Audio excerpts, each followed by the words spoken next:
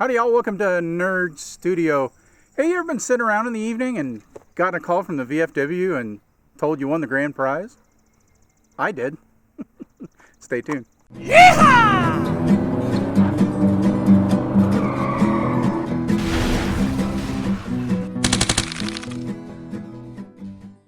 So we shop at Sam's Club quite a bit, and you frequently find the guys from old veteran of foreign wars or disabled American veterans or whatever it is. I try and participate in whatever they're doing out in front of the store because that's always a good cause. Sam's is really good about supporting and allowing that kind of stuff to go on. Boy Scouts and the Girl Scouts and all of that stuff is always outside of the Sam's Club. Well, we go to the one in Danville, Virginia. If you're ever there, say hey. You'll probably see me loading up cheese cans to shoot out here at the studio. So I walked by, the VFW from Halifax County is there, and bought a raffle ticket, talked to the guys for a few minutes, didn't think much of it. Just a good cause and good thing to do. 2 or 3 weeks later, that might have been a month later, I get this call. Are you Wes Lathan? Yeah, well, this is so-and-so from the VFW in Halifax. You won the grand prize. You won the rifle. And what I win? This is a Ruger American in 30-06. Let me step back here, get a look at that. Came with a Redfield Revenge Scope. If you watch the channel, you know we're big fans of the Ruger American rifle and big fans of the Redfield line of scopes. This one is the Sabin ML. So we already have several videos on the Ruger American, and Bob has it in 308. And, we like the Ruger American, big fans. It's a really, really fine rifle for a great consumer price point. And for folks that are looking to get into hunting or shooting, but you don't have a couple of $1,000s to spend on a Seiko or one of those custom rifles, the Ruger American is a nice entry-level rifle. Does the job, puts rounds downrange accurately. What I wanted to talk about today, though, was the VFW, because I didn't know really much about the organization. I mean, veteran of foreign wars, I could take a guess. I was in the military, but not a veteran of a foreign war, so not something I ever really looked into because I didn't think it was an organization that I would belong to. It isn't. However, I've always supported the VFW, but didn't really look into the history. So a little bit about the VFW. They kind of chased their roots back to 1899. A bunch of vets from the Spanish-American War got together. They had no benefits as veterans. There was no health benefits. There was no pay, nothing coming out of that war. And so they started banding together purely to support one another, and then ultimately, of course, to try and lobby for better benefits.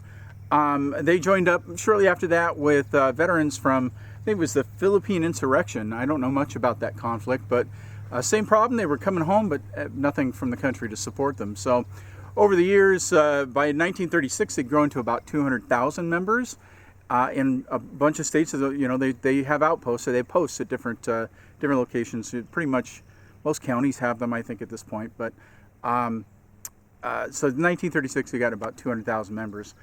They're responsible for the Veterans Administration, not the poor state of it, but the founding of it. They lobbied hard and participated in the push to establish a Veterans Administration. And really, the vets need to thank the VFW for the support that they've put in and the time they've put in to make sure that our vets have at least some benefits when they come back. Now, if you ask me, it's never enough. Veterans should get, when they get out of the military, they should have the model of health insurance. Every other person in the country, in the world, should look at the health insurance that our vets get and go, man, that's the kind of insurance that I want. They should have the ultimate in support from this country, and they don't. And it makes me, frankly, so angry that most of the time I can't talk about it. So other things that they've done over time, the GI Bill, and lobbied in Congress and got the original GI Bill established, which allows GIs to do things like go to college. They've put money in to go to college and get a higher education when they get out. And then over time, that has been reformed. I think we've got like the GI Bill was reformed in 2000 something, and then I think again recently modifications made to it. Anyway, you can go look that up if you want all the details, but they're responsible. The VFW gets involved in all of that, pushing for continued support of the GI Bill. Now, here is a fine pitch. Let me step to the right here. This is Kelly Gregory. He is the commander of the VFW Post in Halifax County. That's Post 8243. And we met up at, Abbott's Farm Supply in Halifax, and did the transfer of the rifle. What a great guy. We spent about an hour talking. Just super folks up there. That post has been around about 70 years. They're very active in the community, and a great group of folks. Kelly himself is a retired Navy veteran. I asked him what he did. He worked on radar systems. Anytime somebody says they're Navy, I have to ask, did you spend any time on the West Coast? And he said, oh yeah, San Diego and a place called Whidbey Island. And I said, well, I'm from Seattle. And so we had some chats about Seattle traffic, and good time. I'm still blown away. We're having a great time out here with the rifle. The details on the Ruger American are pretty straightforward. It has an adjustable trigger, I think, of 2.5 to, I don't know, Bob, 5 pounds?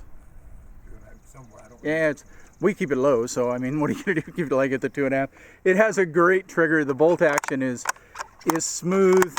For the price, I think these rifles can be had for $360, $370 if you get them on sale, something like that. The Redfield Revenge Scope, I don't think this Revenge is their current model, but I think these scopes were running about $200, something like that. This one in particular is a 3 to 9 magnification.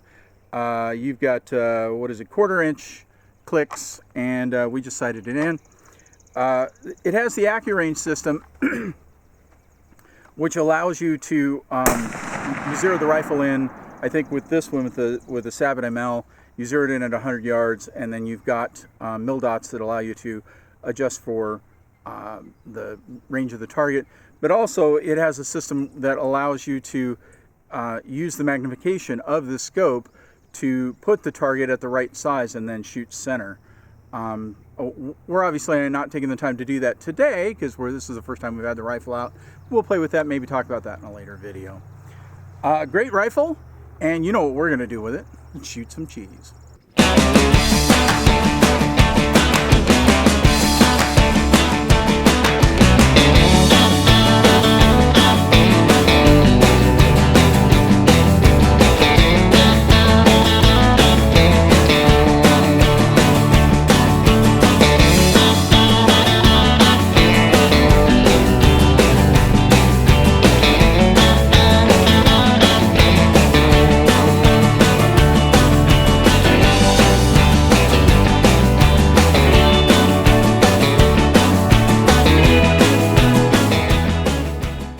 We're going to be shooting at some, this is 150 grain extreme point from Winchester.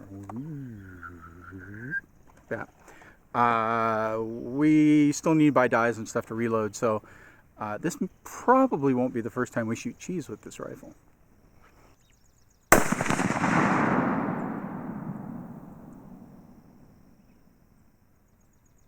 Huh.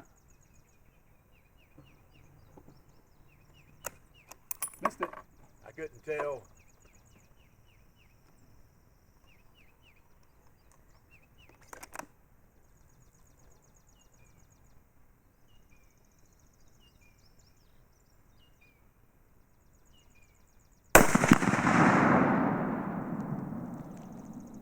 Got it that time.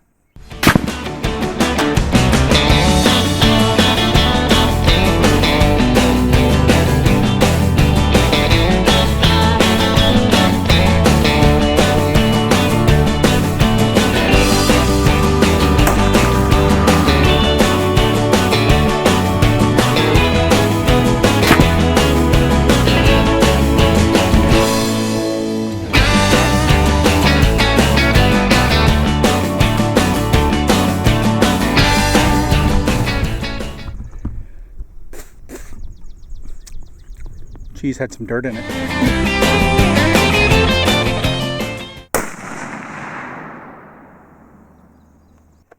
150 grain, soft point, well, extreme point from Winchester.